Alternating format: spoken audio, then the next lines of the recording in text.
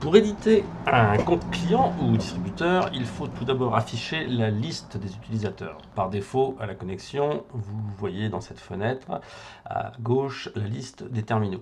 Pour afficher la liste des utilisateurs, il faut aller sur cette petite icône avec la petite flèche vers le bas, puis afficher View Users. Vous avez alors la liste de tous vos utilisateurs. Et pour en éditer un, il suffit de choisir celui que vous voulez éditer et double-cliquer dessus, ou alors simplement cliquer sur la petite clé à molette. La fiche de l'utilisateur s'ouvre, depuis laquelle vous pouvez donc faire différentes actions, comme lui ajouter des droits, lui en retirer, ou modifier les types d'événements pour lesquels il doit être notifié, ou encore ajouter, enlever des adresses email ou des numéros de téléphone, et enfin associer les balises qu'il doit voir ou peut voir.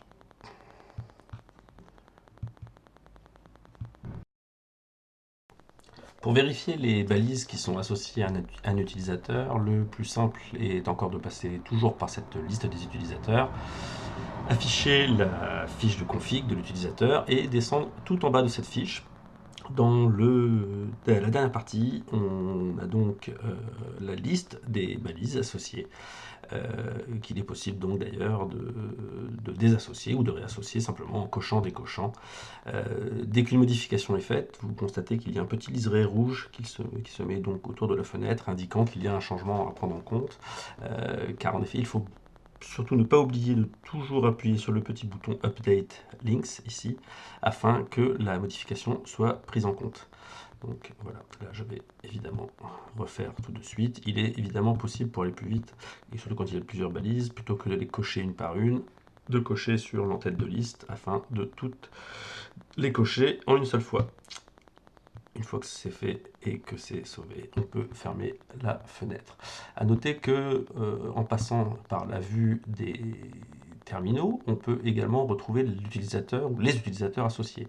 Donc si j'ouvre la fiche de config d'une balise, je vais retrouver toujours dans le même ordre d'idée, tout en bas de la fenêtre, je vais retrouver la même chose, une liste avec donc les utilisateurs associés à cette balise. Et donc je vois ici que cette balise WLS7336 est associée à l'utilisateur Schmidt du groupe Abowin. Donc effectivement, on peut aussi passer par la vue groupe pour avoir ce genre d'infos. Donc on peut très bien aller dans le groupe, par exemple EDF Renewable Development, afficher en double-cliquant toujours la fiche, et on a donc dans cette fiche de config du groupe les terminaux associés au groupe, donc on va retrouver coché. Là en l'occurrence, il n'y a pas l'air d'en avoir. Si, ici, WS7 371 et 372. Et on va retrouver également les utilisateurs, donc ici Josh Bennett, qui sont associés.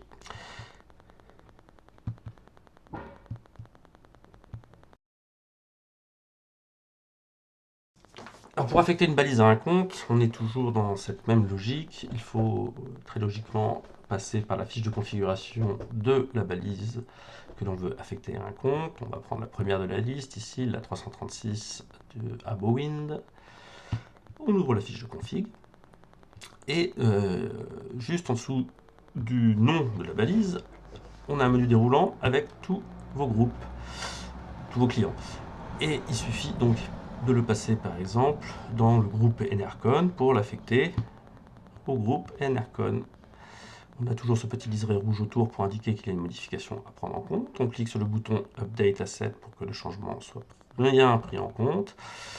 Et on peut s'apercevoir effectivement que la balise est bien maintenant dans le groupe Enercon et qu'elle est bien associée à l'utilisateur David Bockler, qui a donc les droits de superviseur du groupe Enercon. On peut valider cela très facilement aussi, que cela a fonctionné, puisqu'on voit bien que dans le groupe Abowin, nous avons pu la 336, et on voit bien que la 336 est dans le groupe Enercon. Ici, et d'ailleurs, si on affiche le groupe Enercon, on a bien la 336 qui est maintenant associée. Je peux aussi d'ailleurs passer par l'utilisateur David Bockler, donc, qui est le groupe Enercon. Et on voit bien qu'on a la balise 336 qui a été associée automatiquement. on va simplement faire la démarche inverse. Alors, 336, la voilà. La fiche de config, on va la rechanger de groupe et la remettre dans le groupe initial Abowin. Update asset pour que le changement soit pris en compte. On vérifie bien que c'est associé automatiquement. Et on est bien revenu dans le groupe Abowind.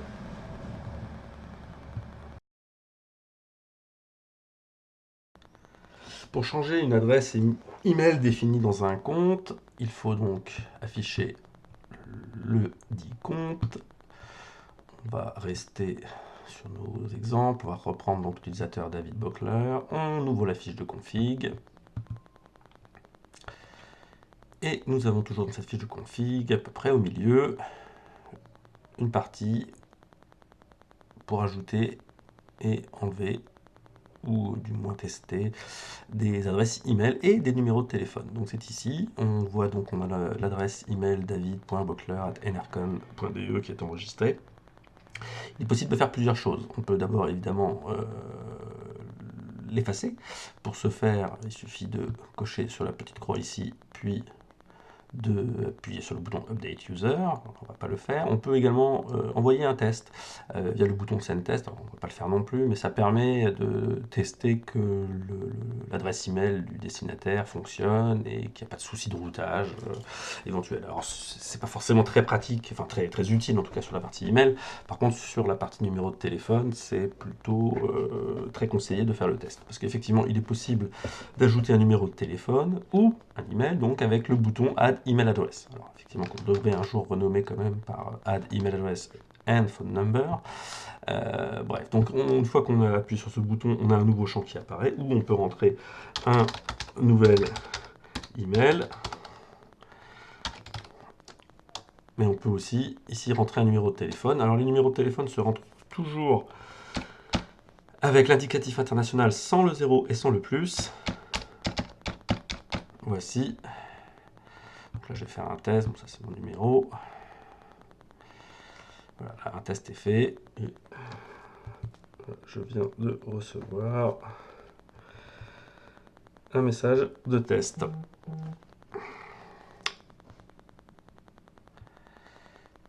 Donc là, je vais faire l'exemple pour effacer un email ou un numéro de téléphone. Donc voilà, j'ai celui que je viens de faire qui a été enregistré. Alors notez qu'il est aussi possible de simplement de suspendre si on veut, si on ne veut plus que cette adresse email reçoive des événements ou des routages d'alerte, mais que peut-être plus tard on en aura besoin. On peut simplement décocher ici pour éviter que le champ soit donc inclus dans la liste de diffusion. Sinon, pour l'effacer, on coche donc la petite case Delete. On appuie sur le bouton Update User. Et c'est fait.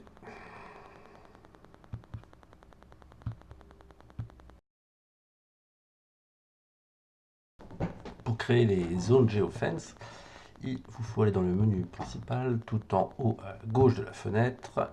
Ensuite, cliquez sur le bouton GeoFence. Une nouvelle page va s'ouvrir. D'ailleurs, c'est assez pratique parce que vous pouvez gérer vos GeoFence et revenir dans un autre onglet dans l'interface.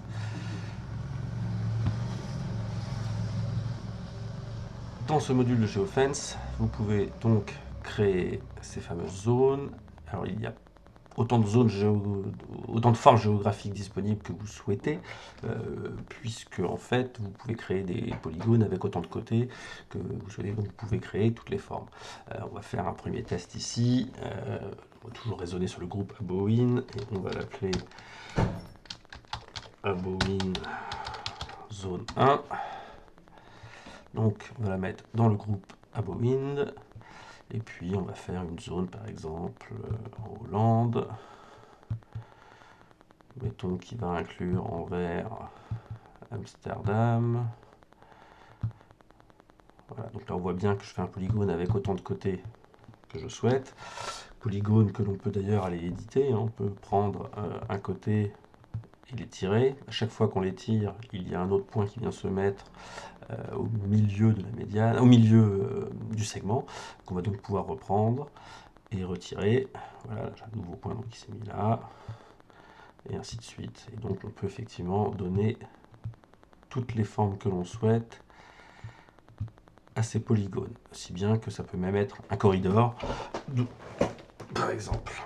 Une fois que la zone est définie, il faut lui associer des balises, et donc effectivement on peut associer des balises qui ne sont pas nécessairement dans le même groupe. Pour cela, il faut le faire nécessairement depuis le compte administrateur principal, enfin depuis votre compte administrateur principal.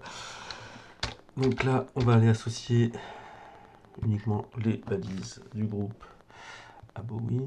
D'ailleurs, on va faire le test que sur la 336.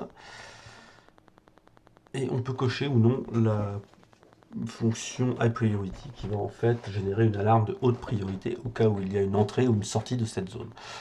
Si on laisse décocher, ce sera un simple message, donc sans caractère d'urgence. Un simple message, ça permet notamment de choisir le type de message que l'on va relayer ou non par email et par SMS. Une fois que la zone est sauvée, on la retrouve ici. Alors on va en créer une autre pour l'exemple. On va l'appeler Abowin zone 2. Et puis on va mettre toujours la même balise. Ce qui répond effectivement à votre dernière question de savoir si on peut faire plusieurs zones pour une même balise. C'est tout à fait possible. Et puis là on va faire par exemple un corridor douanier entre un corridor routier pardon, entre Luxembourg et Anvers. Voilà.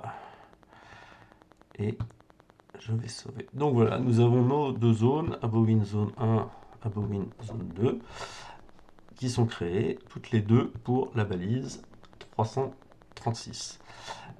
Pour répondre d'ailleurs à votre troisième question avant d'aller plus loin, on peut tout à fait supprimer une zone en cliquant sur le bouton Delete, ici. Voilà. Et ensuite, on clique sur OK. Voilà, pour les besoins de l'exemple, je ne vais pas le faire, puisque je voulais également montrer que l'on peut, depuis, une fois que les géofans sont faits, on peut les afficher toujours depuis la plateforme. Alors, je vais revenir en vue terminaux ici, voilà, et on a toujours donc, dans le sélecteur de vue ici, donc on va ni afficher les utilisateurs ni les groupes, mais on va les afficher les fences. Alors là, je suis sur mon accès admin, pardon. Donc là, pardon, on va le refaire. Voilà, View Fences. Et donc nous avons ici nos deux zones que l'on retrouve et qu'on peut afficher sur la carte, donc en passant par le menu carte ici et en activant le menu Show Fences.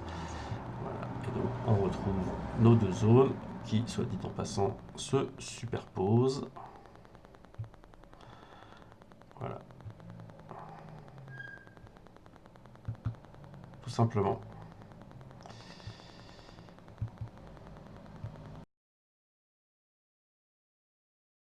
Alors pour renommer un compte existant, c'est très simple et on l'a un petit peu entreaperçu au tout début. Il suffit d'aller sur le compte que l'on souhaite modifier.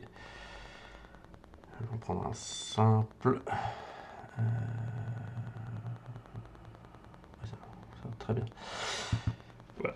Donc nous avons, dès que nous ouvrons cette fiche de config, par défaut, le premier champ sur lequel on peut faire une action, c'est le username, que l'on peut donc effectivement modifier ici. Voilà, là je rajoute des X pour l'exemple. Une fois qu'on a changé le nom de ce compte, il suffit de cliquer sur Update User. Dans le même ordre d'idées, on peut changer on peut changer le mot de passe en passant par la même fiche config. On clique sur le bouton Change Password. Vous rentrez ici votre mot de passe admin et ensuite le nouveau mot de passe pour cet utilisateur et il faut vous confirmer donc le mot de passe pour ça. Une fois que c'est fait, vous cliquez sur le bouton Change Password et le password sera donc modifié pour cet utilisateur. À noter que l'utilisateur peut lui-même modifier son mot de passe, évidemment, en passant par donc son menu utilisateur ici tout en haut à droite. et donc en cliquant sur le bouton Change Password. On lui demandera son ancien password et il faudra entrer le nouveau 2 fois.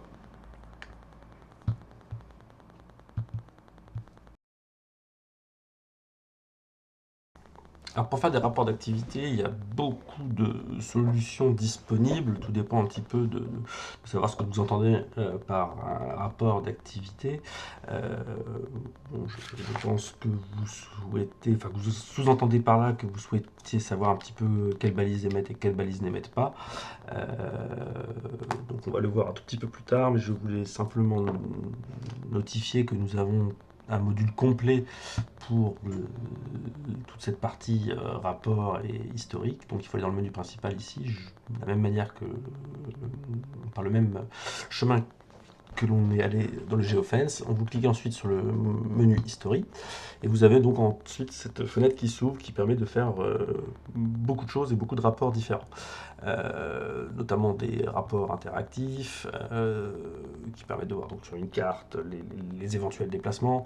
Vous pouvez également exporter cela en KML pour Google Earth. Vous pouvez également exporter des vues tabulaires, CSV notamment, donc, ou Excel, et également faire des rapports par trajet ou des rapports par jour, et ainsi de suite. Alors on peut faire un exemple, hein, par exemple, voilà, un rapport mensuel, ou d'ailleurs dans le même temps on va faire un rapport complet sur toutes les balises. Alors effectivement, on peut dans ce menu déroulant faire affiner groupe par groupe. Si par exemple un client particulier, comme je sais pas moi, Abouin, vous demande un rapport que sur Abouin, vous pouvez effectivement dans ce menu déroulant ne choisir et ne faire les rapports que sur Abouin. Bon là, pour coller à votre demande, ou du moins ce que nous en avons compris, vous sélectionnez All dans le menu déroulant afin de choisir toutes les balises. Et puis vous choisissez la fenêtre horaire, enfin la fenêtre horaire, là en l'occurrence la fenêtre de date. On va prendre ça depuis le début de l'année. Vous avez un bouton Search qui vous permet de faire ça en 2 étapes. Donc d'abord faire une requête pour savoir combien d'enregistrements la requête va retourner, afin de choisir si oui ou non vous voulez bien récupérer tous ces enregistrements. Effectivement, certaines requêtes parfois vont générer tellement de points qu'il sera peut-être même pas possible de générer le rapport dessus. Donc voilà, c'est important de penser à faire ça. On peut ensuite choisir le format de rapport, donc CSV, qui est bien pratique pour l'exporter ensuite sous Excel ou autre, et puis HTML plutôt pour une vue à l'écran, ce qu'on va faire ici. Donc là, ça va être un tout petit peu long parce qu'il y a quand même quasiment 10 000 points à remonter, traiter depuis les serveurs. Voilà. Et donc nous avons notre rapport global, donc on n'est pas sur un rapport mensuel ou horaire, donc du 29 janvier 2019 au 5 juin, qui se présente avec un tableau où on a une ligne par balise, donc là vous avez tout votre groupe, et on a ensuite effectivement des colonnes avec des informations plus ou moins intéressantes en fonction des cas. Alors, pour vous, effectivement, je pense que les colonnes importantes à regarder sont la colonne ici, Packets Received, puisqu'effectivement, des lignes où on est à 0 ici voudrait dire qu'il n'y a eu aucune émission. Alors, en l'occurrence, ce qui n'est peut-être pas forcément tout à fait vrai, puisque des requêtes faites peuvent quand même envoyer des données. Donc c'est peut-être pas le meilleur moyen. Et d'ailleurs, de toute façon, je ne pense pas que ce soit le meilleur moyen de faire pour avoir un pourcentage d'activité. Ici, mon souhait était simplement de vous montrer qu'il y a des solutions pour faire des rapports simplement depuis la plateforme. Donc en effet, je pense que le plus simple pour faire un rapport qui permettrait de dire qu'il y a X% de balises qui ne communiquent pas, ce serait plutôt de passer par la fonction d'export des balises, donc en allant sur le menu Assets et ici en cliquant sur le menu Export Assets, qui va donc nous exporter un fichier CSV que j'ai ici, que je vais donc ouvrir. Alors, qui s'est ouvert ailleurs, hop, Le voici.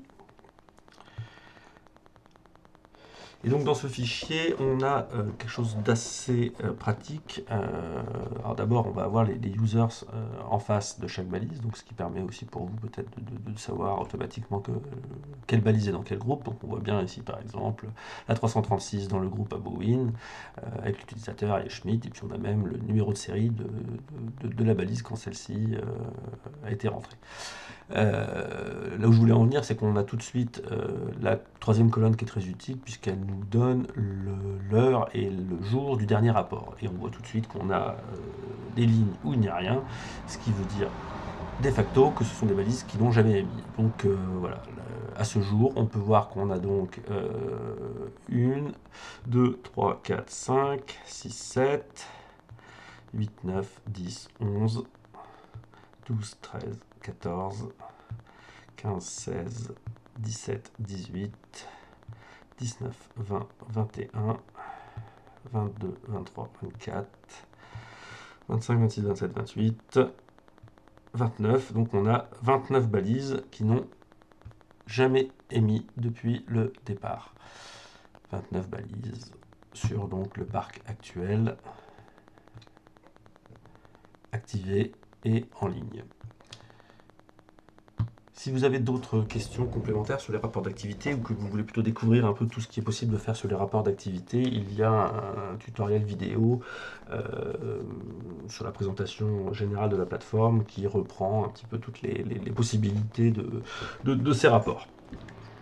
À noter aussi pour la fonction d'export qu'elle peut être utilisée également lorsqu'on est dans la liste des utilisateurs. Donc si par exemple j'affiche la vue des utilisateurs, je peux exporter les utilisateurs et donc le même principe, il va m'exporter un fichier CSV que voici, qui est également peut-être bien pratique pour votre administration de tous les jours. Et donc on retrouve la liste de tous les utilisateurs avec leur nom, leur date de dernière connexion à la plateforme. D'ailleurs, on voit que globalement, il n'y a que 2 utilisateurs qui se sont jusqu'ici connectés à la plateforme, du groupe Artowers et du groupe DNV GL Espagne. Et on a en face de chaque ligne les balises associées. Donc c'est également un très bon moyen de savoir quelle balise est associée à quel groupe utilisateur. Voilà pour ces premières réponses. Merci.